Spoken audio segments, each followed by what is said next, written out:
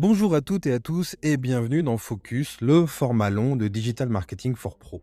Si vous écoutez ce podcast, c'est sans doute parce que vous connaissez déjà notre format phare, les résumés d'actualité marketing. Un format court, efficace, pour rester à jour sans y passer des heures.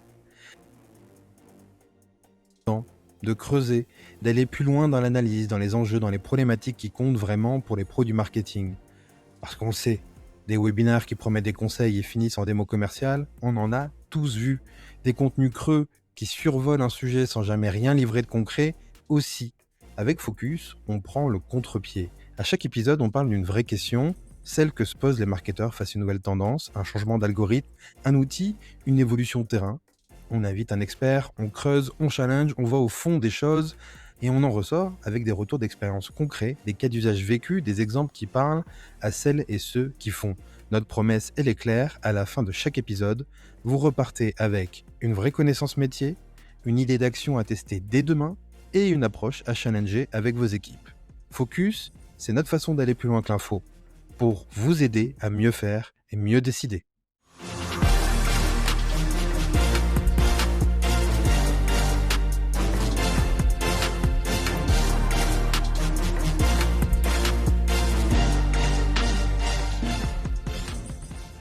C'est clairement le sujet majeur de 2025.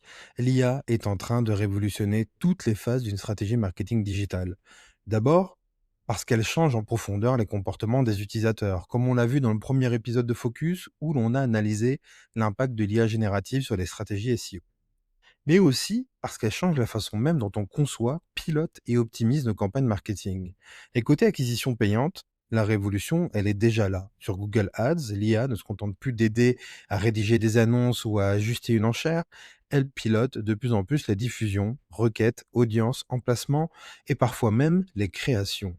Et ce n'est pas un micro-phénomène. Dans le retail, par exemple, Performance Max est déjà adopté par 93% des annonceurs qui diffusent des annonces shopping.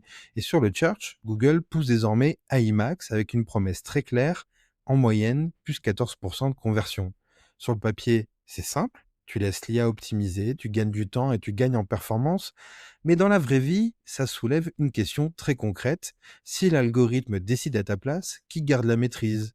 Et surtout, qui est responsable du résultat business quand ça performe dans l'interface, mais que derrière, la valeur réelle n'est pas au rendez-vous? Alors une question se pose, une vraie: l'IA va-t-elle rendre les experts Google Ads inutiles?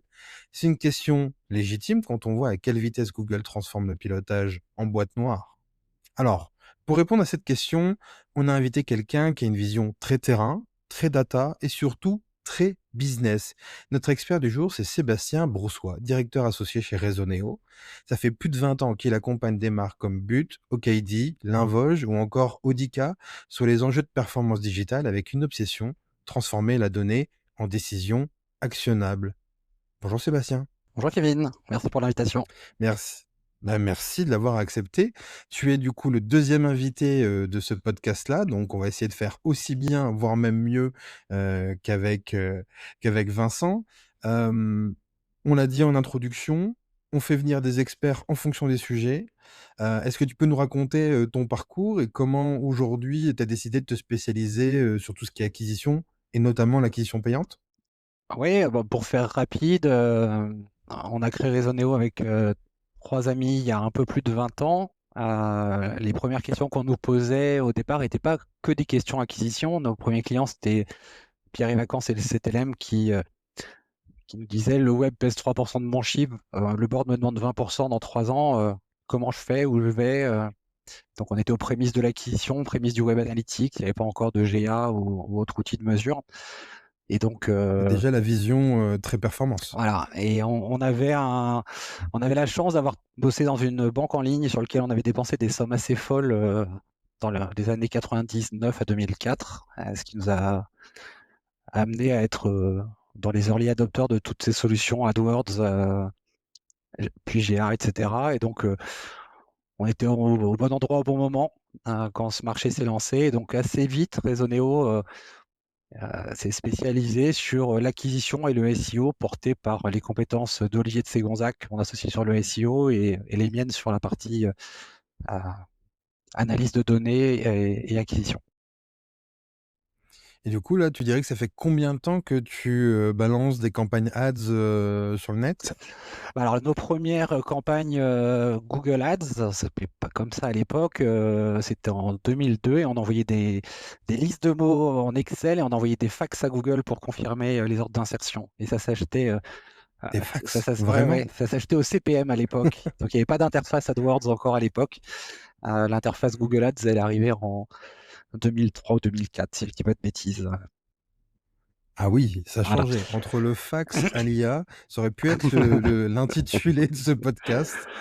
Donc tu es clairement un expert sur le domaine. On va essayer d'être le plus clair possible, pour, tout le monde. Hésitez pas, hein, d'ailleurs, si vous avez des termes, des mots-clés, dont vous connaissez pas forcément, la signification, de le marquer en commentaire. On vous répondra avec grand plaisir. Est-ce que pour, on va dire le grand public, tu peux nous réexpliquer quels sont les différents formats qu'on peut avoir dans Google Ads, comment ça fonctionne et cetera? Globalement, il faut retenir que Google Ads, il part d'une intention. Une intention, ça peut être une recherche d'un internaute, ça peut être la visite d'un site qui renseigne Google sur le fait qu'en ce moment, je suis à la recherche d'un canapé, par exemple, et il propose des réponses, des solutions. C'est soit une réponse textuelle à la question, c'est soit la présentation d'une vignette shopping, c'est une vidéo. Donc en fait, il y a quatre grands types de produits chez Google. Il y a le search textuel, le search produit, donc c'est Google Shopping, le display YouTube pour faire du push et aller chercher des internautes qui demandent rien, qui sont en train de surfer sur le web tout de suite. Et enfin, il y a PMax, le format hybride qui diffuse sur tous les autres enfin, sur tous les emplacements, y compris Gmail, etc. Et globalement, une fois qu'on a parlé de ces quatre grands types de formats, partout, c'est un système d'enchères et une enchère qui mixe l'enchère pécuniaire, c'est-à-dire le prix que je suis prêt à payer un clic, avec sa qualité. Donc la qualité qui est estimée globalement essentiellement par le taux de clic et le quality score. Donc c'est est-ce que je suis jugé pertinent par Google? Est-ce que je suis jugé être la bonne réponse à un instant T? Et donc si je suis pas la bonne réponse, il faut que je paye mes clics plus cher. Est-ce que tu peux revenir sur le quality score? Je suis pas sûr que tout le monde sache vraiment ce que ça veut dire, comment c'est calculé et cetera. Alors le quality score, c'est une espèce de boîte noire, mais qui note votre chaîne entre un mot-clé, l'annonce qu'on diffuse et la landing page vers laquelle on emmène. Est-ce que cette chaîne sémantique, elle est cohérente et est-ce que sur cette chaîne sémantique, vous êtes meilleur ou moins bon que vos concurrents?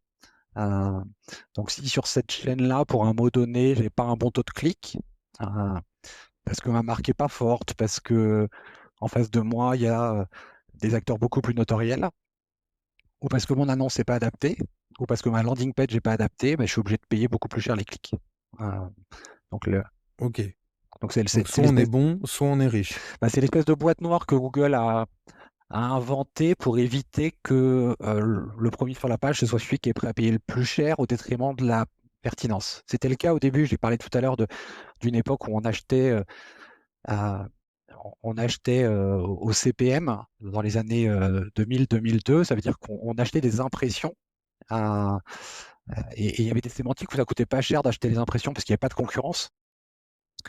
Et du coup, on achetait des endroits où même si on prenait pas de clics, on achetait de la visibilité pour pas cher.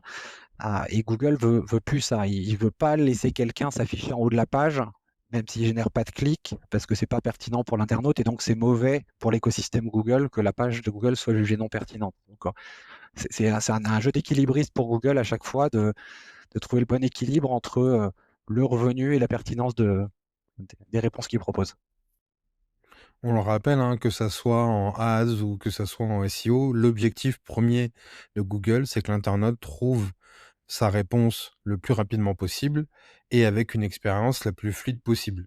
Et ce mantra de Google qui est là depuis des années, a encore plus de sens avec l'arrivée de l'IA générative parce qu'on voit que on a besoin d'instantanéité, d'aller chercher l'information. Donc, je pense qu'à l'avenir, tout ce qui va être expérience un peu dégradée, Google va vraiment complètement déclasser, ces sites-là, parce que, l'expérience utilisateur est revenue au centre du jeu. Et tant mieux, mais en tout cas, c'est important de le rappeler et tu vois, même d'un point de vue pub, du coup, c'est pris en compte, donc c'est intéressant. Hem Sur les différents formats, donc on t'a dit, il y a 4 grands types de formats publicitaires. L'IA impacte les 4 grands types ou il y a un type en particulier? Je te dis ça parce que il y a quelques années, j'avais, avec mon agence ads de l'époque, j'avais lancé, des, campagnes DSA, Mmh. Dynamic Search Ads, qui avaient hyper bien fonctionné sur, toute ma partie blog, pour de la partie lead gen et cetera, et on m'a fait passer pour un dinosaure la dernière fois en me disant: «Oui, mais on parle plus vraiment de campagne DSA, c'est cette partie un peu, dynamique, elle se retrouve où? Quand on dit que l'IA intègre, Google Ads, c'est comment?» Est-ce que tu peux nous faire un peu une overview de l'IA dans Google Ads en 2025, enfin en 2026, puisqu'on sera diffusé en 2026? Alors pour répondre, en premier lieu à ta question sur DSA, DSA ça existe toujours et DSA par contre ça a été largement aspiré par, PMax. Donc, quelqu'un qui n'a pas de campagne DSA aujourd'hui, c'est sa PMax qui fabrique, sa partie DSA. Pour autant, on a quand même tendance à continuer à s'étoper des campagnes DSA, pour essayer de bien séparer le textuel quand on peut. Et sinon sur la partie IA, oui, l'IA elle a envahi complètement à peu près tout le spectre de de ce qu'on fait aujourd'hui dans les campagnes AdWords. Avant, donc on devait faire des listes de mots archi exhaustives. On devait séparer, les mots, dans des groupes de mots et dans des campagnes très segmentées, pour qu'à chaque mot-clé, il y ait, la bonne annonce, une annonce optimisée. Donc, si j'ai un mot-clé, canapé en cuir rouge, bah, je le mettais dans un groupe, canapé en cuir rouge, qui avec une annonce qui me parlait de canapé en cuir rouge, avec une landing qui zoomait sur les canapés en cuir rouge. Hem, Cette partie-là, maintenant, on arrive à le gérer en faisant des groupes et des campagnes beaucoup plus globaux, mais en donnant un asset à Google pour qu'il optimise mon annonce en parlant de canapé en cuir rouge, même si sans avoir à séparer ce mot-clé-là du reste des couleurs, du reste, des matières, pour lesquelles j'ai des canapés. Donc la structure de campagne est une structure moins granulaire et plus simple. Et avant, on fixait des enchères manuellement.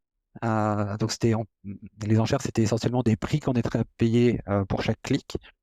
Heu et donc il fallait dans un compte, on avait des dizaines ou des centaines de milliers de mots-clés, on manipulait des énormes fichiers Excel, avec, bah, je suis pas content de ma performance, allez, je monte de 2 centimes tous mes CPC ou je baisse de 2 centimes tous mes CPC et on traitait ça en masse, on réimportait à la main. Maintenant, toute cette partie a disparu. On gère les enchères en donnant à Google un objectif de ROAS en général, en disant: «Voilà, je veux un ratio de, 4 entre, mon budget investi et mon chiffre d'affaires» et le boulot de l'algorithme, c'est de respecter, l'objectif que je lui donne. Ceux qui sont lead, en général, c'est des CPA avec ou un CPL avec un coût par lead. Voilà, mais Google fait son affaire du comment et du micro-bidding. Voilà. Juste petite parenthèse, tu peux, expliquer ce que c'est le ROAS? ROAS, c'est ROI, c'est Return on Investment, c'est le ratio entre le budget que j'investis et le chiffre d'affaires que je génère. Et donc, on dit à Google, voilà, pour 1 € investi de budget, je veux 4, 6, 8 € de chiffre d'affaires. Donc on dit qu'on vise un ROAS de 4, 6 ou 8, suivant, ses objectifs, ses taux de marge, et cetera. Et donc du coup, si je résume, aujourd'hui, l'IA permet d'optimiser toute la partie ciblage et toute la partie gestion des enchères? Alors il optimise pas toute la partie ciblage, mais on va dire qu'il la simplifie. Il y a moins besoin, d'archi-découper des campagnes comme on le faisait avant à la main avec beaucoup de travail, très manuel et de manip dans Excel, pour fabriquer des listes de mots complètes et très complètement séparer, les mots-clés par sémantique. Et il simplifie aussi beaucoup la partie, gestion, des enchères, tout le bidding, heu, qui était complètement manuel et cette partie-là est devenue, très largement automatisable, en tout cas pour une utilisation simple. Bon, on va développer ça tout à l'heure, mais du coup, on n'est pas encore sur de l'IA qui va aller faire évoluer des créas en temps réel en fonction des personas, en fonction des performances des pubs et cetera. On n'est pas encore à cette étape-là de l'implication de l'IA dans la partie pub. Bah, c'est déjà enfin, c'est déjà vite le cas. C'est-à-dire que dans une campagne, textuel depuis de nombreuses années maintenant, probablement 4-5 ans, si je ne dis pas de bêtises. Avant, dans un groupe de mots, on rédigeait une annonce, et une annonce, ça comportait un titre et une description. Maintenant, on lui donne plusieurs bouts de titre, plusieurs bouts de description, et en fonction de l'internaute et de la requête, il mixe des bouts de titre ensemble pour fabriquer un titre et des bouts de description ensemble pour fabriquer ma description. Donc, il fabrique des dizaines et des dizaines de combinatoires pour trouver la bonne annonce pour le bon internaute en fonction de qui il est, de ce qu'il a cherché, de est-ce qu'il est appétent à une marque forte, est-ce qu'il est appétent à de la livraison rapide, est-ce qu'il est appétent à de la promo, par exemple. Donc, cette partie-là, ça fait quand même déjà un paquet d'années que Google fait de la combinatoire. Donc, il n'a pas créé les créas pour moi. C'est moi qui ai dû lui fabriquer des bouts de titres, des bouts d'annonces, mais il teste des combinatoires avancés en fonction de signaux d'audience avancés. Donc, ça fait quelques années qu'on entamait ce pas-là. Et donc, plus récemment, dans l'interface, on a Google qui propose des annonces textuelles entières, qui commence à proposer ou à aider à proposer des bannières, donc des images pour diffuser sur la partie display, voire la partie YouTube, en fabriquant pour YouTube des vidéos à partir des images du flux, par exemple. OK. Et du coup, si je comprends bien, aujourd'hui, le cœur du débat sur, l'IA dans Google Ads, c'est surtout focus sur, les types de campagnes PMax, donc performance max, c'est bien cela? Alors PMax, c'est un des formats qui a défrayé la chronique parce qu'il y a 3 ans, si je ne dis pas de bêtises, Google a obligé tous les annonceurs qui avaient des campagnes shopping, donc les e-commerçants qui avaient des campagnes avec les vignettes produits, d'abord à passer à un format qui s'appelait Smart Shopping Campaign, puis assez vite à PMax, qui était un format euh, hybride contenant shopping, le textuel et aussi la partie display vidéo, une espèce de boîte noire, mais qui est devenue quasi un passage obligé pour tous les e-commerçants. Euh, et donc, ce format-là est devenu oui, un format essentiel pour quasi tous les annonceurs depuis 3-4 ans. Et donc du coup, c'est pas que pour, les e-commerçants, une marque B2B peut utiliser Performance Max Oui, aujourd'hui? oui, c'est ça. Mais au départ, Google l'a beaucoup positionné comme étant le produit, la façon dont ont évolué les campagnes shopping et smart shopping campaign pour les e-commerçants. Mais PMax est aussi utilisable pour tous les annonceurs. Donc c'est le format de campagne multi-inventaire. Donc la partie search, la partie shopping, display vidéo. Et donc, tout à l'heure, je faisais référence aux campagnes DSA. Moi, ce que j'avais bien aimé avec les campagnes DSA, c'est que je l'avais utilisé pour aller faire de la lead gen sur tout ce qui était, requête extrêmement large. Donc je l'avais lancé ma campagne DSA sur ma partie blog et ça mettait en lien tous mes articles, où je visais des requêtes larges en SEO et cetera pour les faire remonter automatiquement, vis-à-vis d'une requête utilisateur. Donc ça me créait, entre guillemets, «des annonces automatiques». Là, c'est un cran au-dessus, c'est que ça va aller piocher dans un réservoir avec plein d'assets, des annonces et cetera. Ça va proposer uniquement des, mises en forme de texte, appropriées à l'utilisateur. Ça va aussi choisir le bon format du message publicitaire, c'est bien ça? C'est la théorie. C'est la théorie de PMax. La pratique, c'est un format qui est compliqué à bien manipuler, mais on va dire que tu as bien résumé la promesse. Euh, Et donc du coup, si on passe, au-delà de la théorie, toi, vis-à-vis de ton expérience, tu en penses quoi de PMax? Alors, PMax, c'est un format qui a gagné beaucoup de tests et d'AB tests. Chez nous, on est des ayatollahs de la preuve et du test. Donc, on a testé PMax et on le reteste régulièrement sous à peu près toutes ses coutures. Et dans plein de cas, PMax, à la fin, gagne le test. Donc, il faut reconnaître que c'est un format qui amène de la performance. Pour autant, c'est un format qui amène souvent beaucoup de fausses performances. C'est de performances avec des chiffres qui sont un peu truqués. Donc, si on rentre dans les pièges de PMax avant, pour expliquer ce dans quoi il ne faut pas tomber avant d'en profiter. Le premier piège de PMax, c'est que PMax, c'est une campagne qui est multi-format, donc search, shopping, Gmail, vidéo. Et le premier piège, c'est la partie vidéo. La-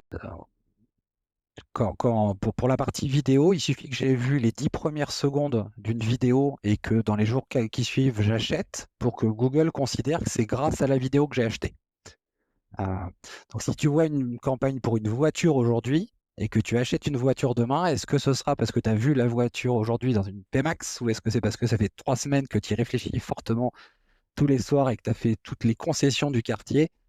Voilà, je te laisse y réfléchir, mais il y a un vrai sujet sur l'incrémentalité de la partie vidéo de PMax. Est-ce que c'est grâce à PMax que j'ai fait la vente sur la partie vidéo ou est-ce qu'il était juste au bon moment, au bon endroit?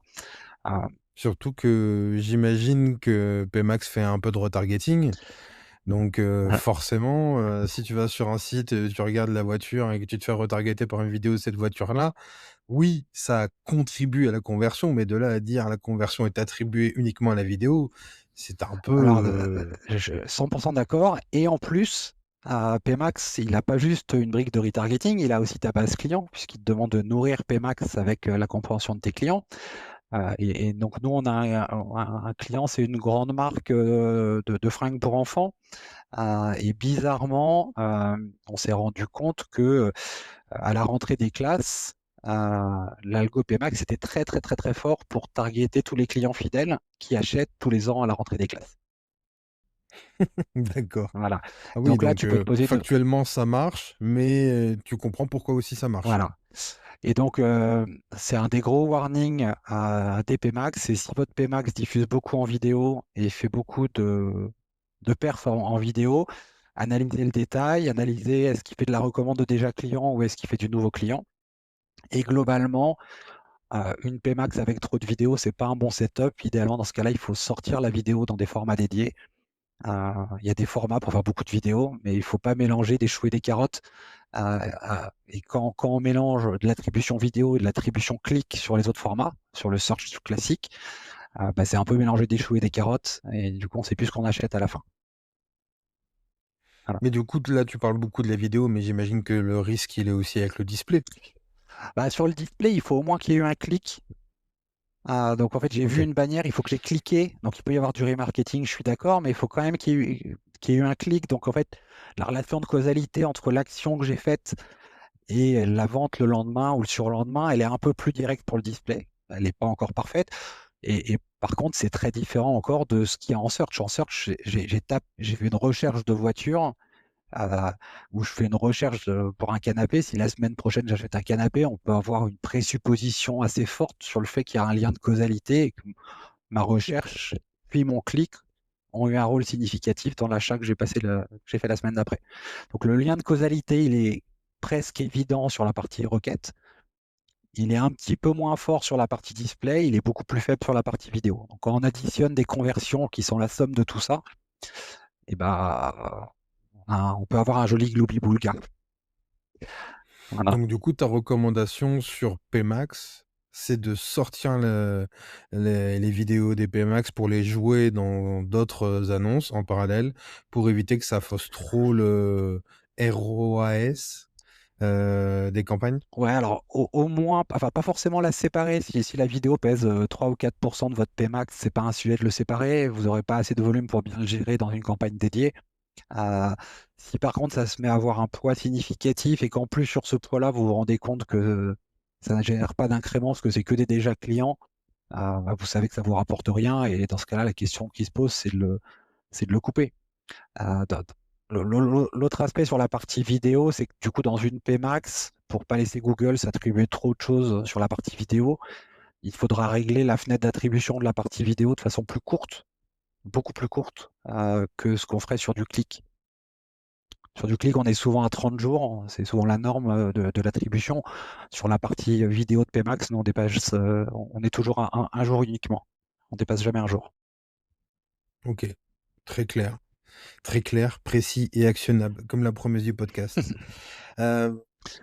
Tu vois d'autres risques aujourd'hui à développer sur la Ouais, PMax outre la je vais vidéo? faire plus, Parce que tu as je vais commencé faire, par un numéro je vais 1, faire plus je court t'ai sur les, coupé un peu la je chic. vais faire plus court sur les autres du coup. Donc le piège 2, ben, on en a déjà un peu parlé, c'est la tendance de Pmax à faire les ventes faciles sur les déjà clients. Il nous dit pour m'aider à trouver des clients, des gens qui ressemblent à vos clients, donnez-moi votre liste de clients, mais ça l'aide à faire des lookalikes, mais ça l'aide aussi à surenchérir parfois sur mes clients fidèles et à m'amener des commandes qui ont peu de valeur incrémentale. En tout cas, ça ne me fait pas du newbies, quoi. Ça ne me fait pas des nouveaux clients que je vais pouvoir fidéliser, etc. Piège numéro 3 sur les métiers du lead.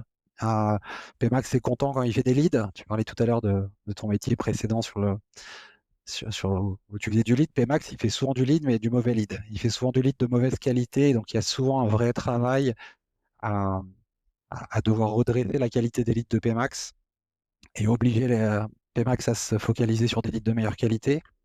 Euh, et enfin, le plus gros piège de Pmax, c'est le côté un peu black box. Alors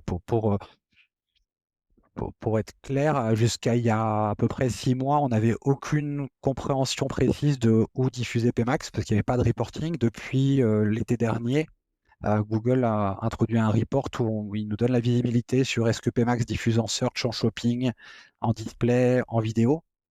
Et donc maintenant, on a cette visibilité de où on diffuse et de la performance de chaque sous-partie pour essayer de jouer dessus, mais c'est quand même globalement une black box. Et si vous avez beaucoup de campagnes, c'est pas simple d'utiliser ces reporting. Euh, voilà. Et du coup, Pmax, il a quand même tendance sur toute la partie search à mettre en concurrence toutes vos campagnes. Donc, il a le droit d'aspirer vos campagnes textuelles, il a le droit d'aspirer vos campagnes marques, d'aspirer votre campagne shopping, si vous en aviez une. Et finalement, il met en auto-concurrence les différentes campagnes de votre compte.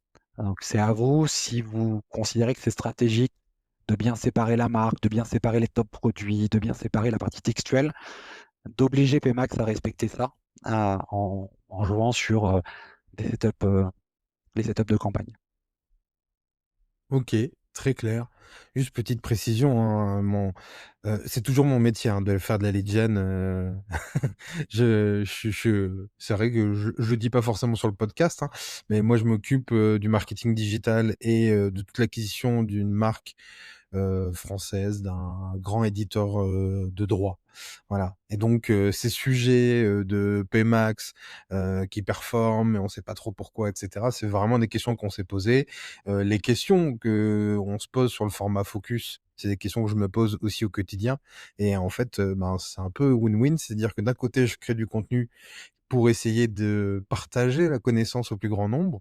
Mais en fait, je suis un peu égoïste, mais je le fais aussi sur moi, hein, ça me fait monter en compétences, ça me permet d'améliorer mes campagnes d'acquisition parce qu'on est très porté sur le lead et comme tu l'as très justement dit, la lead gen, tout dépend. Il y a des bons, il y a des mauvais leads, comment faire remonter, ces bonnes informations, on en parlera, tout à l'heure. Voilà, bon. Je suis pas encore full podcaster. Peut-être qu'un jour, ça sera mon métier, mais on est quand même sur un petit podcast de niche, pardon, donc je pense pas. Hem, Ticket Pmax, hein, mais globalement, je le répète, hein, Pmax à la fin, même quand on gère bien, même quand on sépare bien les choses, etc., Pmax reste souvent gagnant de certains A/B tests quand on met des campagnes shopping en concurrence avec Pmax sur des zones géographiques, sur des A/B tests un peu avancés. Donc, une fois qu'on a maîtrisé les risques que j'ai évoqués, le sujet, c'est pas d'enlever Pmax, c'est plutôt de le maîtriser et de ne pas le laisser mettre tout en autoconcurrence. c'est une très bonne transition. Je l'ai dit dans ta bio et ça se transpire aussi quand tu parles, tu aucune affirmation sans data. Tu réinterroges, tes prises de position qu'avec la data et donc de dire, bah, même si Pmax est une black box, ben, au final, on est quand même forcé de constater que ça fonctionne. En préparant cette interview, on a parlé notamment de AI Max, avec l'arrivée des publicités dans les fameuses AI overviews. Heu, Tu m'as dit que tu avais un retour d'expérience parce qu'aujourd'hui, vous pilotez pas uniquement des campagnes, d'acquisition payante sur la France, mais aussi, à l'échelle internationale. Donc vous avez déjà été, confrontés, à ces nouveaux formats publicitaires qui font, comment dire? Qui font autant peur qu'ils intriguent. Est-ce que ça va être, une véritable opportunité? Est-ce que c'est pas encore mature et cetera? Est-ce que tu peux nous faire un petit retour d'expérience là-dessus en Alors, IMAX est présenté par Google comme étant un des formats qui permettra de diffuser sur les nouveaux emplacements IA. Donc, juste pour avoir en tête de ce dont on parle, donc il y a deux grands emplacements dont on parle. Il y a iOverviews, c'est la partie qui va se retrouver en haut de la page de résultats Google quand on fera une requête de type informative. C'est une solution qui est déployée partout dans le monde ou presque, mais pas encore en France. On est un des rares pays sur lequel c'est pas déployé. Et donc, ce sera un résumé IA en haut de page euh, dans lequel il y aura la partie entre guillemets naturelle, comme du SEO, et de la partie paid. Donc ça, c'est la première solution. La seconde, c'est iMode. Donc iMode, ce sera un nouvel onglet dans l'ensemble des onglets qu'il y a sur la page de résultats Google. Comme il y a un onglet Google Shopping, l'onglet Images, etc., il y aura un onglet qui s'appelle iMode, qui est en gros le fait que Google va onboarder sur la page d'accueil de Google la solution solution IA, donc Gemini, avec un onglet du coup IA qui sera beaucoup plus mis en valeur pour tout le monde que Gemini, qui aujourd'hui est complètement séparé, et sur lequel il y aura là encore de la partie des emplacements publicitaires. Donc iMode, c'est live aux US, c'est encore très peu déployé à l'international, et donc c'est une solution qui est beaucoup moins mature et qui sera déployée sur un timing différent. Donc ces deux fonctionnalités marquent l'arrivée de l'IA dans les interfaces de Google, parce que pour l'instant, finalement, l'IA générative, elle n'était pas arrivée sur la page de résultats. Et ça va changer la façon de diffuser de la pub sur Google, parce que Google est très normé sur sa façon de diffuser de la pub en haut et à droite dans les pages de résultats. Et pour être présent avec de la pub sur ces nouveaux blocs IA, il y a deux grandes options publicitaires dans Google Ads. Il y a les campagnes PMax pour la partie produit, et il y a les campagnes IMAX pour la partie textuelle. IMAX, ce n'est pas un nouveau type de campagne, c'est une option sur les campagnes textuelles, une case à cocher, qu'on peut activer ou ne pas activer. Et quand on active cette case à cocher, il y a trois sous-options. Il y a une option où on dit à Google, je te laisse élargir le ciblage au-delà des mots-clés de ma campagne. Donc c'est un peu comme si on avait un ciblage super large, qui a les ciblages exact, expression et large qu'on connaissait déjà. Et quand on active IMAX, bah, c'est un peu sur du super large. Donc le principe étant de dire à Google, si j'achète canapé cuir, si j'ai toute requête de mode IA qui peut être longue de 15 ou 20 mots, qui montre que l'internaute cherche un canapé et potentiellement un canapé haut de gamme en cuir, et ben, c'est pertinent pour moi d'apparaître. Donc il va être capable d'aller chercher des requêtes beaucoup plus loin du mot de départ que, que ce qu'il fait aujourd'hui. Le deuxième aspect, c'est on permet à Google d'optimiser les assets de la campagne. Donc il pourra écrire lui-même des nouveaux titres et des nouvelles descriptions. Et le troisième aspect, il pourra tester des landing pages du site qu'il a trouvé, qu'il trouve plus pertinente que la landing page que moi j'ai mis dans la campagne. Donc on peut jouer sur ces trois sous-options pour le laisser faire le 1 et pas le 2, le 2 et pas le 3, etc. Les trois Et ayant... surtout, profiter de l'audience sur les LLM qui, du coup, n'utilisent plus pour une partie des requêtes le moteur de recherche Google et donc passe à côté des annonces Google Ads. Ouais, c'est ça. Donc la promesse, c'est le produit qui permettra avec l'option 1 d'apparaître sur des requêtes de LLM, avec l'option 2 d'avoir une annonce optimisée euh, pour la même requête LLM, et pour l'option 3 d'avoir la bonne landing page profonde du site qui répond au mieux à la question LLM qui a été posée par l'internaute. Donc ça, c'est la promesse. Après, à la différence de PMax, quand ils ont lancé PMax, où on n'avait aucun reporting, là, on a déjà des reportings sur à peu près tout, sur les requêtes, sur les annonces, sur la partie landing page. Par contre, on se rend compte quand même qu'il y a encore, c'est un produit qui n'est pas très mature, il y a encore des pièges. Sur un client, on s'est rendu compte la semaine dernière que Google avait ajouté un asset Black Friday, alors que le Black Friday est fini depuis 15 jours. Et, euh, et voilà. Et que parfois, il peut aller être tenté d'aller chercher en landing page une landing page solde, si elle est restée quelque part active sur ton site mais non linkée. Heu, il va la trouver et donc il pourrait, diffuser avec avec une LP qui parle de solde alors que tu as absolument pas le droit de parler de solde hors période de solde. Heu, c'est illégal marketingment parlant. Heu, donc voilà, il y a quand même quelques pièges sur la façon d'utiliser IMAX et sur les options que Google met à dispo pour le brider aujourd'hui. Heu, mais on va dire Google fait en sorte d'avoir le plus de retours possible pour rendre ce produit plus mature et l'améliorer. Heu, dans les pièges de l'option 1, parce que j'en ai pas parlé, sur la partie ciblage, si vous branchez IMAX, il y a fort à parier que même si vous les avez mis en négatif dans d'autres campagnes, vous apparaissiez sur, tous les noms de vos concurrents, puisque Google considérera que si vous êtes but et que vous vendez des canapés, vous avez envie d'apparaître qu'en recherche IKEA, Conforama et compagnie, même si dans toutes vos autres campagnes, vous avez mis ces gens-là en négatif. Donc en fait, il faudra repasser sur tous les négatifs, et sur tous les gentleman agreements que vous pouvez avoir avec, des concurrents ou des gens sur le marché. Et même si votre stratégie est de ne pas apparaître sur les marques concurrentes, parce qu'il y a quand même beaucoup d'annonceurs qui font ça de façon assez propre, heu, et bah, il faudra repasser sur, toutes les exclusions pour, faire en sorte de ne pas apparaître. Ouais, ouais, bah, c'est le problème de toute automatisation, c'est qu'à un moment donné, bah, ça automatise, ça se diffuse vis-à-vis de la performance, indépendamment, bah, du cadre législatif, indépendamment de de connaissances qui sont pas dans l'algorithme. Lui, il pense bien faire, mais en fait, s'il y a pas l'humain derrière pour le guider, il va dans tous les sens, quoi. Et donc là, tu as parlé un peu des limites de, on va dire, production de ce format-là, et cetera. Et d'un point de vue perf à proprement dit, est-ce que tu vois que ces perfs, sont du même niveau que ce qu'on peut connaître sur des formats plus traditionnels ou pas? Alors IMAX a apporté des choses très différentes suivant la maturité des comptes. On a récupéré un client, heu, qui avait, pour lequel on gère un paquet de pays.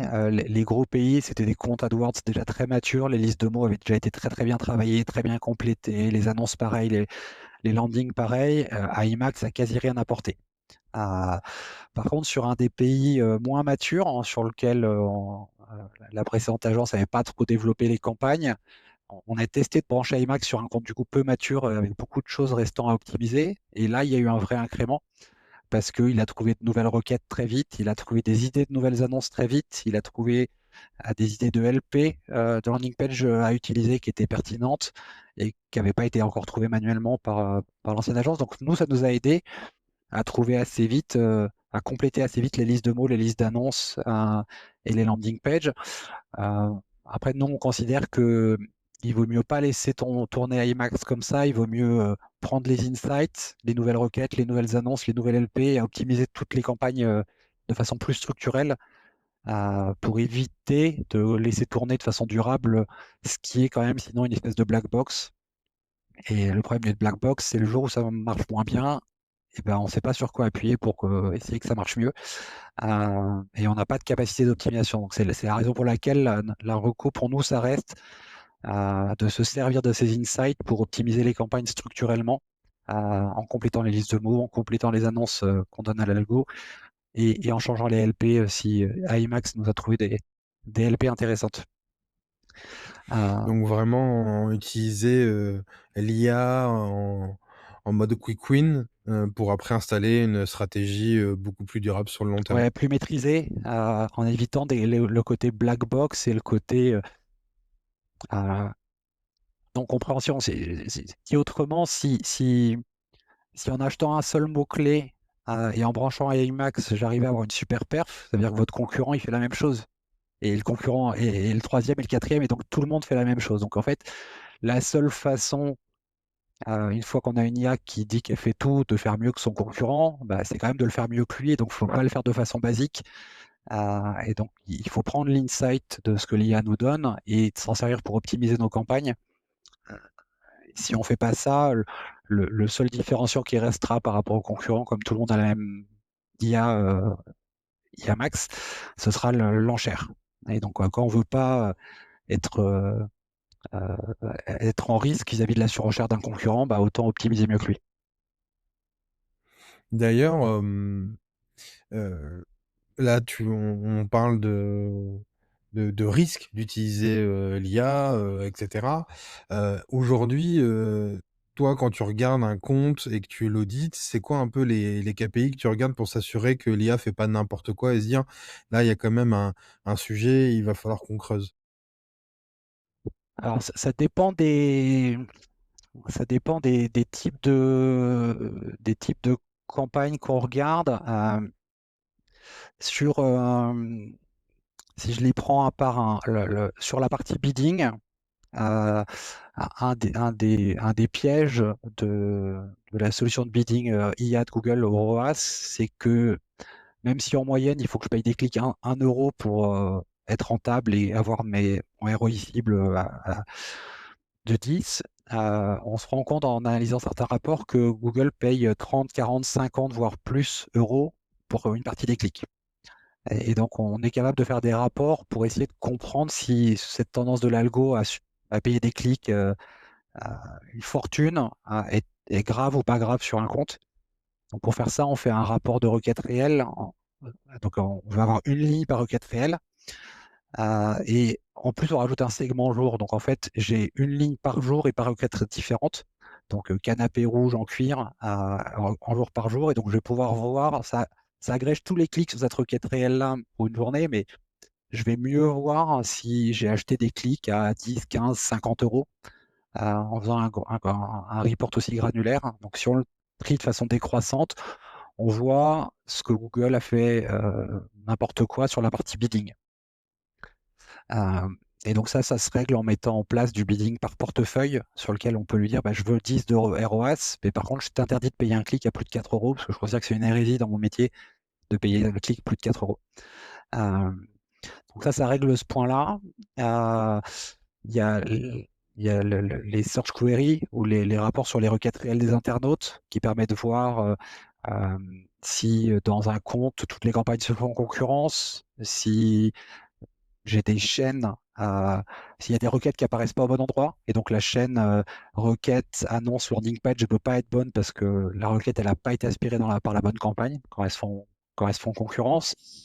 Donc ce rapport-là, il est assez, parlant sur le degré d'autoconcurrence dans le compte. Il nous renseigne aussi sur est-ce qu'on diffuse beaucoup sur des requêtes, à côté de la plaque? Genre des gens qui cherchent un CRM gratuit, des gens qui cherchent, une formation pour un CRM et cetera, alors que c'est pas ce que je vends. Donc en fait, sur tous les métiers du lead notamment, souvent il y a beaucoup de leads, sur des requêtes très, très peu quali comme celle-là, si j'analyse pas la requête réelle. Donc c'est un des reports heu, qu'on regarde beaucoup. Et tu as un cas concret que tu pourrais partager avec nous là-dessus où, en apparence, l'IA, fonctionnait et en fait, quand tu as regardé un peu dans le détail, tu t'es dit: «Mmh, non, c'est pas normal d'être, sur ce niveau-là de performance»? Sur quoi comme genre de... Sur une campagne, où l'IA aurait, entre guillemets «halluciné», Bah, heu alors c'est pas enfin, entre guillemets «de l'hallucination», mais un cas très concret de Pmax sur des métiers du lead, c'est que, heu, Pmax revendique très souvent des très, très bonnes perfs en coût par lead, et quand tu vas regarder dans le CRM et que tu envoies dans le CRM le nom de la campagne qui a généré le lead, souvent effectivement il fait beaucoup de leads, mais beaucoup de leads qui ne transforment pas, avec des call centers qui nous disent qu'ils n'arrivent pas à joindre des personnes, ou que les personnes ne se souviennent pas avoir fait de lead, ou qu'en fait, il y avait quelque chose qui avait rien à voir. À Et donc on se retrouve avec des leads de très, très mauvaise qualité souvent qui viennent de Pmax. Heu, donc ça c'est un vrai gros warning qui se traite, hein, pour les métiers du lead, mais c'est très important pour les métiers du lead de faire très, très attention à la part que pèse Pmax, parce que souvent c'est les pires leads qu'on peut acheter sur ces métiers-là. Mais d'ailleurs, en préparant, cette interview, tu disais, il y a trop un pilotage, à la conversion, pas tellement un pilotage à la valeur. Il y a beaucoup de can enfin de professionnels du marketing qui pilotent les campagnes en disant, ben, au ROAS comme tu disais, mais qui savaient pas vraiment comment faire remonter une vraie valeur de lead, auprès de l'algorithme. Toi, c'est quoi ta recommandation là-dessus?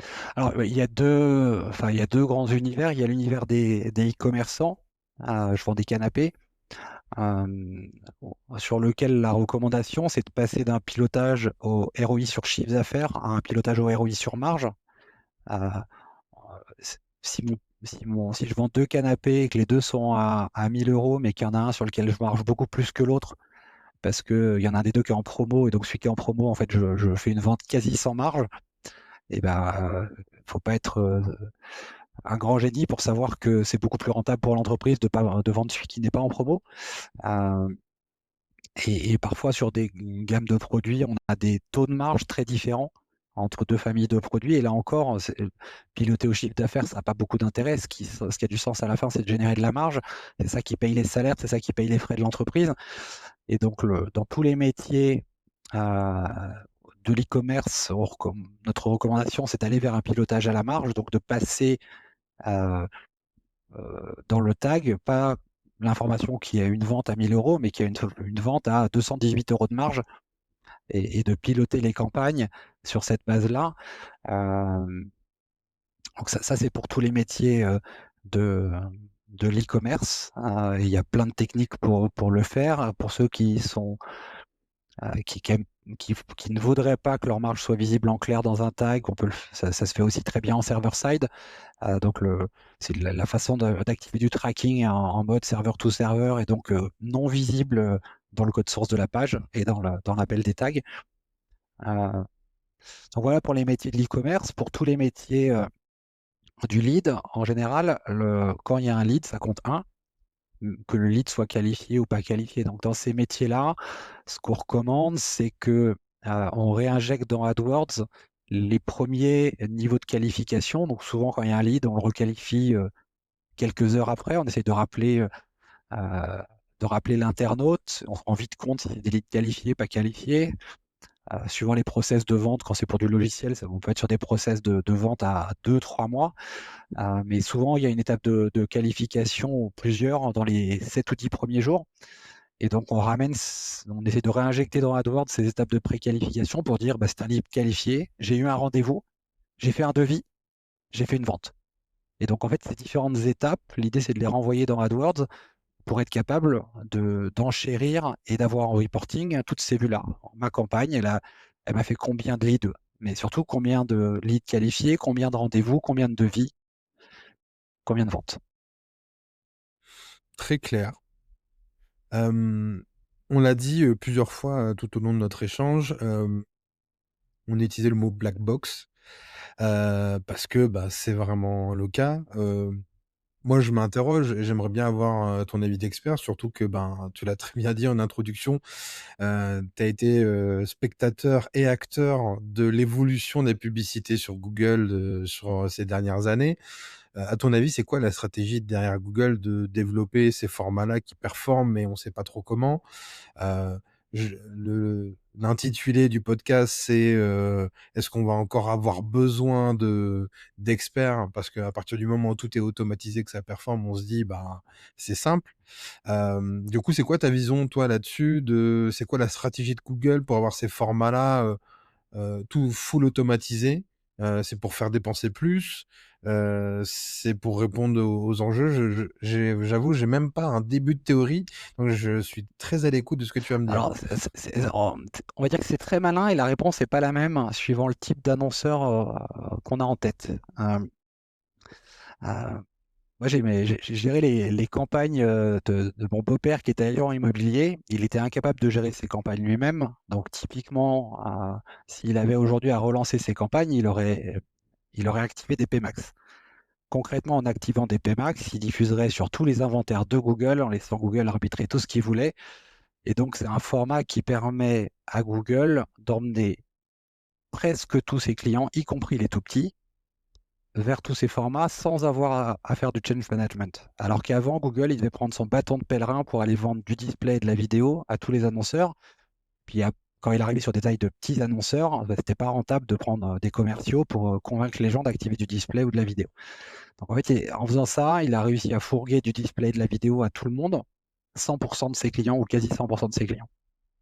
Donc Oui, là, je te coupe là-dessus, mais c'est vrai que c'est un truc qu'on sait pas si on n'est pas commerçant, mais quand on est commerçant, on a un crédit gratuit, chez Google, qui fait que, bah, on se dit: «Bah, pourquoi pas, en 3 clics, je vais lancer des pubs», mais derrière, ça demande quand même une certaine expertise. Là, tu es en train de dire, ils ont mis ça en place pour embarquer le plus de petites entreprises qui n'ont pas ni les compétences, ni le temps, ni le budget pour, se reposer sur une agence, pour essayer de diffuser au maximum et d'être un incontournable pour, tous ceux qui font du business au sens large, quoi. oui, c'est ça. Alors pour la plupart des commerçants, les solutions Google Ads ont du sens.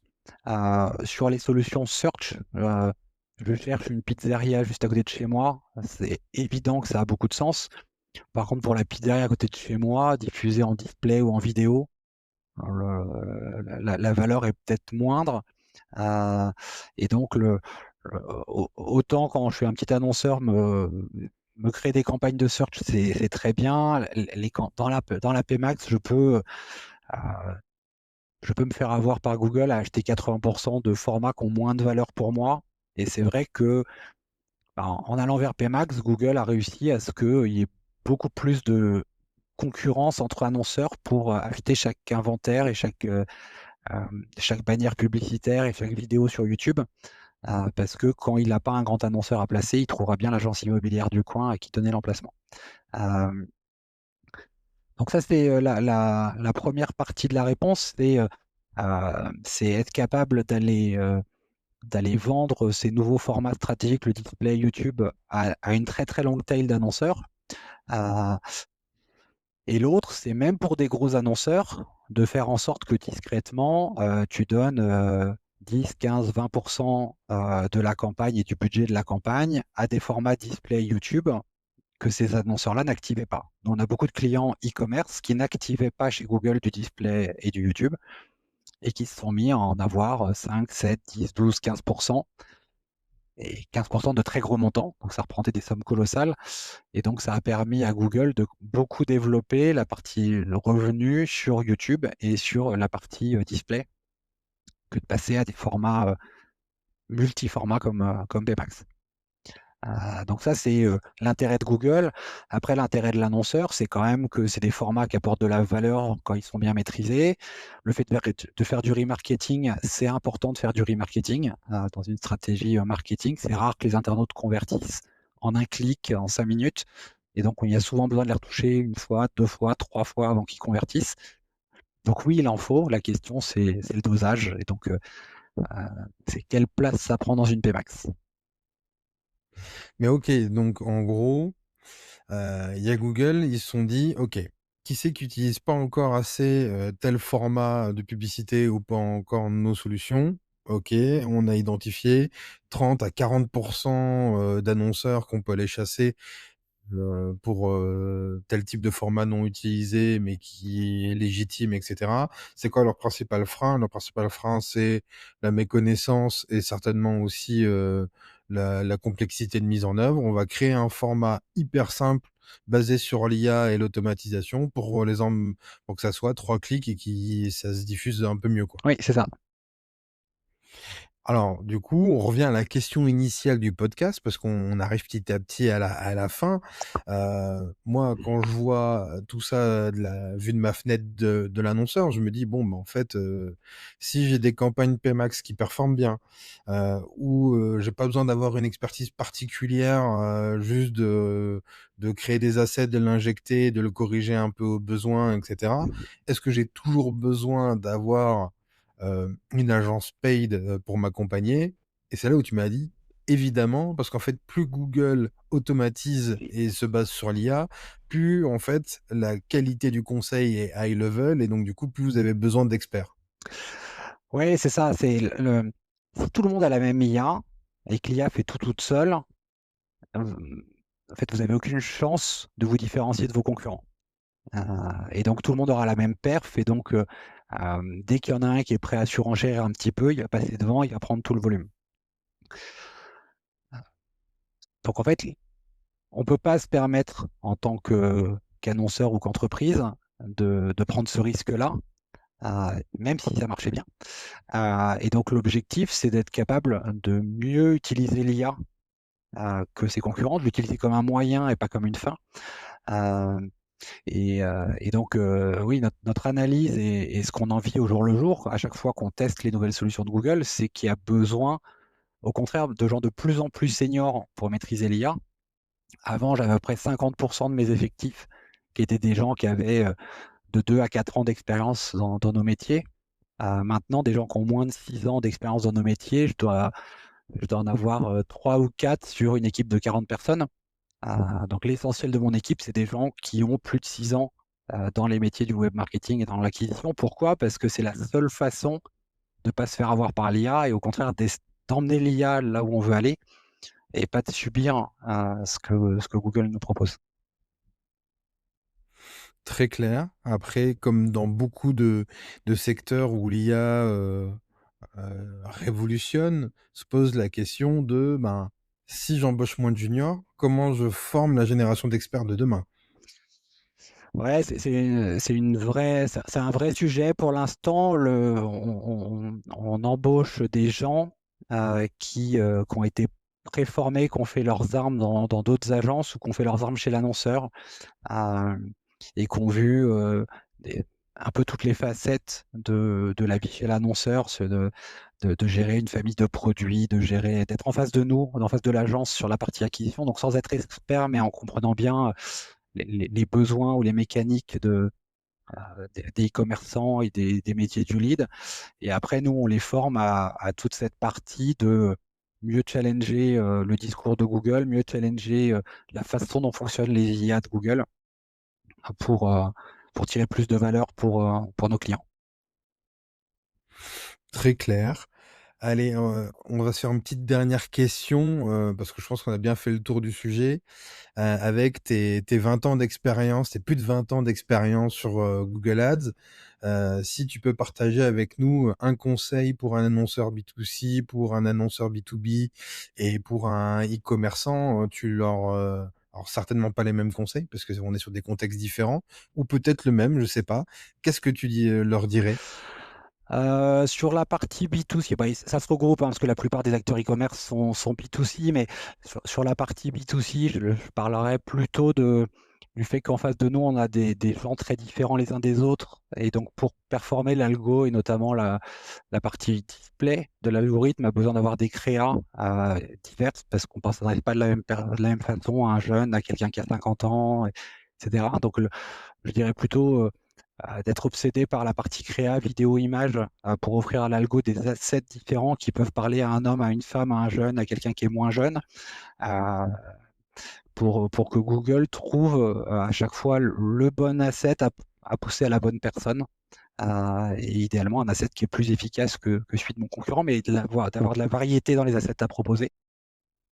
Bah, surtout, on en parlait lors du dernier, résumé de l'actualité digitale, avec des Google Banana, avec Adobe qui se connecte directement avec du ChatGPT et cetera. Aujourd'hui, il y a quand même beaucoup, de connexions entre les outils créa et l'IA qui vont permettre de créer des déclinaisons à l'infini sur ces formats publicitaires.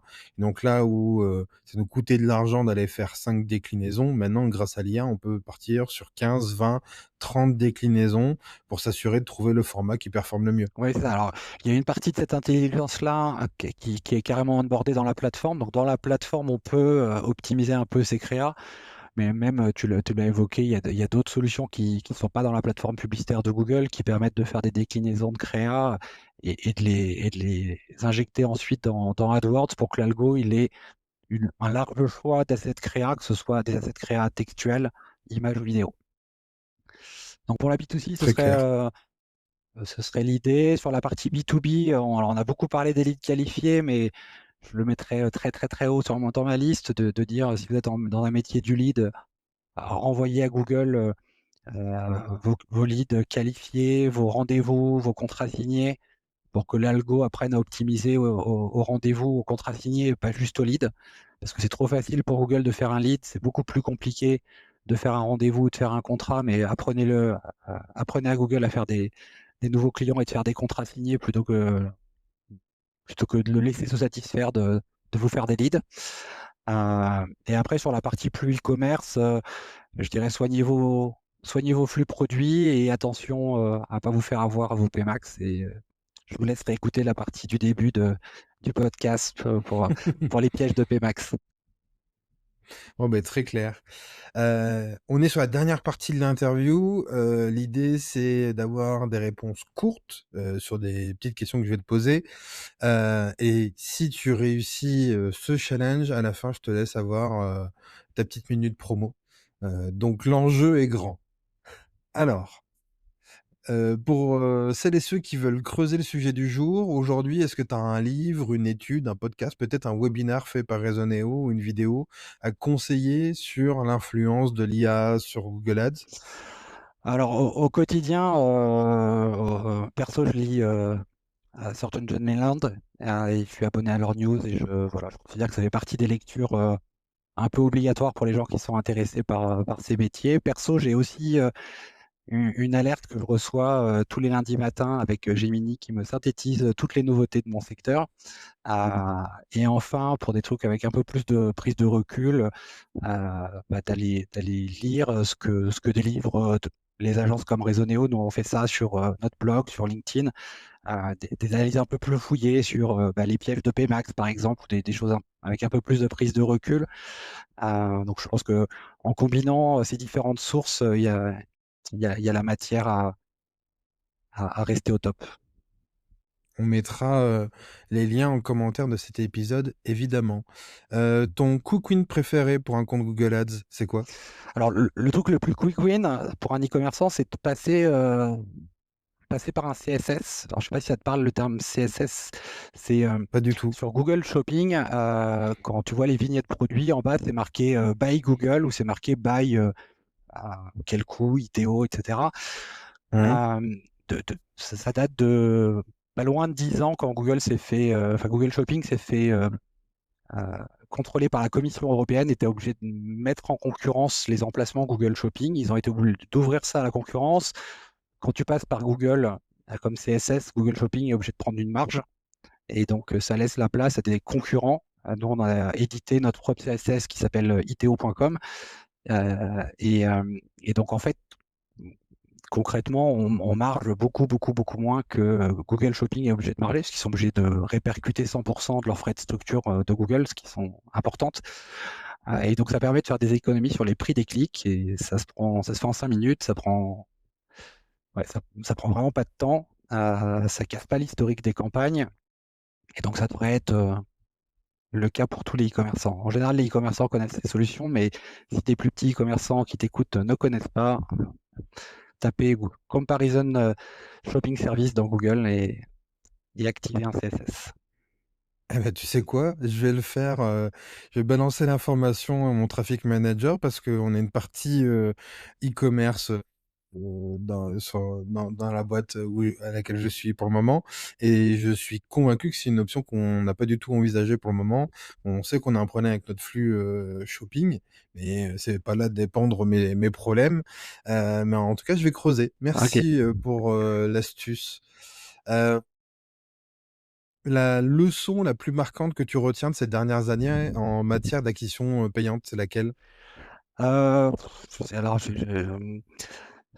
comment dire, si on parle de l'IA, je dirais que faut garder en tête que l'IA, c'est un super serviteur. Il faut l'utiliser comme tel. Et par contre, c'est un très mauvais maître. Donc, vous ne laissez pas dicter la loi de l'IA et de celle de Google en particulier. Il y a une métaphore que j'aime bien utiliser pour qualifier l'IA. Je dis l'IA et la calculatrice qui a remplacé le boulier. Ça remplace pas du tout l'ingénieur. Mm, Ça va plus vite. On peut aller beaucoup plus loin dans les calculs, mais ça reste qu'un outil pour aller plus loin. c'est ça. L'outil dont tu ne peux plus te passer dans ta stratégie d'acquisition. Alors, nous, on a tout un lot de reports et de scripts qui sont des alertes personnalisées qui permettent de voir tous les éléments clés sous contrôle tout le temps. Donc, c'est un jeu de dashboard looker et de script qui nous permet d'être alertés quand quelque chose bouge dans nos campagnes et quand quand l'IA ou quand les solutions Google vont vers des choses qui ne nous intéressent pas. Donc concrètement, c'est un espèce de grand tableau de bord qui est un mix entre du tableau de bord de reporting et des scripts. OK. Très rassurant pour un Un marketeur monitoring, voilà, très rassurant pour un un marketeur moni d'avoir un monitoring en report et en push via des scripts d'alerte pour être certain que tout est sous contrôle. On dort mieux. ouais, je te confirme. OK. Donc là, on est à notre deuxième épisode de Focus. On a fait un premier épisode, comment l'IA est en train de révolutionner, les stratégies SEO. Là, on fait un deuxième épisode sur, comment l'IA est en train de révolutionner, Google Ads. On se rend compte que ça révolutionne pas tant que ça, que c'est une croissance et une amélioration naturelle, mais il y a pas une aussi grande révolution que sur la partie, référencement naturel, à mon humble avis. Selon toi, c'est quoi, la prochaine thématique qu'on devrait aborder, la prochaine problématique qu'on devrait aborder, dans un épisode de Focus? Heu, Moi, j'ai, une thématique que j'aimerais bien aborder, on en a un peu parlé, c'est sur la notion d'attribution. Hem, Ouais, clairement, l'attribution est un vrai sujet pour mesurer l'impact réel de chaque canal, pour voir comment prendre en compte le consentement. Tu as quand même, suivant les annonceurs, entre 25 à 50% des gens qui ne consentent pas à partager leurs données. Comment est-ce que tu prends en compte ça? Comment tu redresses les chiffres pour avoir une attribution qui est la plus pertinente possible? Et comment tu maîtrises et tu te fais pas avoir par une attribution qui compte, sans t'expliquer comment, des conversions vidéo d'un côté, on a pu en parler tout à l'heure, et des conversions clics de l'autre, en sachant pas trop comment ils distribuent les poids entre les uns et les autres. Donc c'est vrai que la partie attribution est un vrai sujet de complexité pour le marketeur. Et donc, Tu avais un autre très sujet bon en tête épisode. Non, ou celui-là me plaît beaucoup. c'était Je celui-là? l'aurais mis très haut dans tes futurs choix. Donc, je sais pas si ce sera le troisième, mais je te conseille de le mettre dans les 5 premiers en tout cas. Bon, ben, on va essayer de trouver le bon expert. J'ai déjà, une personne en tête qui m'avait, bien aidé à reprendre la main sur toute la notion de tracking parce qu'en fait, avant d'être sur la partie acquisition, j'étais très sur la partie marketing automation et la partie market auto quand toutes ces histoires de cookies tiers est arrivé, on a eu un petit sujet de complexification, notamment sur toute la personnalisation de parcours et cetera. Donc je pense avoir le bon interlocuteur. Va falloir qu'on s'appelle. Parfait. Super, je pense que c'est le moment de faire ta petite, minute, promo. On t'écoute. Ouais, bah, et si ce qu'on vous a dit vous intéresse, n'hésitez pas à contacter, Resoneo. Vous pouvez me contacter sur mon LinkedIn, Sébastien Broussois, directement via le site resoneo.com. N'hésitez pas à aller jeter un œil sur les LinkedIn de Resoneo et nos LinkedIn perso, et d'aller regarder le CSS ito.com, yto.com, si vous vous êtes intéressé pour faire des économies sur la partie Google Shopping dont on parlait il y a 3 minutes. Eh ben super. Merci beaucoup Sébastien pour ton temps Bah, merci à toi pour ton invitation. et merci à vous d'avoir écouté cet épisode, jusqu'au bout. J'espère qu'il vous a appris autant de choses que j'ai appris et c'est ça la chance et le luxe, de faire ce podcast-là, c'est que j'en apprends en préparant, en le faisant et ça me nourrit, mes réflexions au quotidien. J'espère que ça l'est pour vous. On a parlé du prochain thème de focus, hésitez pas à nous proposer des thématiques en commentaire, parce que, ce format, il est créé pour vous et donc du coup, il faut qu'on arrive à répondre à tous les enjeux et toutes les problématiques auxquelles vous êtes confrontés. Donc n'hésitez pas à les marquer en commentaire, on essaiera de trouver les bons experts. Avec Vincent, on a plein d'idées, mais il faut que ça réponde à des enjeux bien précis et vu à la vitesse à laquelle ça va, les enjeux, ils changent régulièrement et cette année 2026, à mon avis, elle ne va pas être beaucoup plus calme que cette année 2025. Hem, Si vous voulez nous soutenir, n'hésitez pas à vous abonner, à mettre 5 étoiles et à partager ce podcast sur vos réseaux, sur LinkedIn par exemple, et cetera. Avec Sébastien, on se tient à vos dispositions sur nos réseaux LinkedIn, respectifs si vous voulez prolonger le débat avec nous Et d'ici là, on vous donne rendez-vous, sur Digital Marketing for Pro tous les 15 jours avec un résumé de l'actualité digitale en moins de 30 minutes et on se retrouve très bientôt pour un nouvel épisode parce que dans le digital, la vérité d'aujourd'hui n'est pas celle de demain.